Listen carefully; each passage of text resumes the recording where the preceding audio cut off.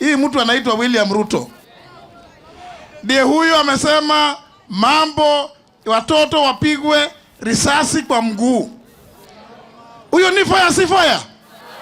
Si ni fire? Ama namna gani?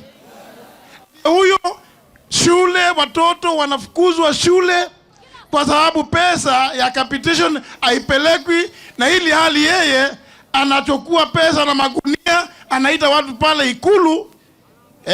State House campaign headquarters ya UDA. Sasa huyu William Ruto watoto wadogo watapata watoto kwa hospitali wanafungiwa kwa sababu atisha haifanyi kazi. Ukiwa mgonjwa wakati wewe unaambiwa lipa kwa mwaka mzima, ili hali ule mtu anapata mshahara anaambiwa atakatwa kwa mwezi. Sasa wewe mwenye hauna mshahara, wewe ndio wakulipa kwa mwaka mzima ama ni ule mwingine?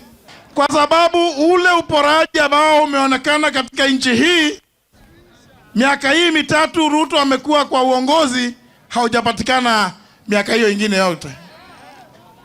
It is unprecedented.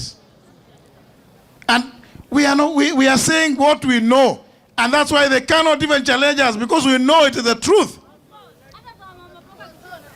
Watu kushinda wakiambiwa kujeni pale Ikulu mnapewa 10,000, walimu walikuwa wanapewa 10,000.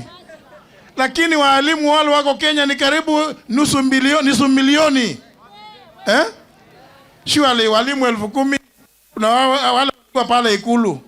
Sio ni pesa yetu inatumwa kiholela.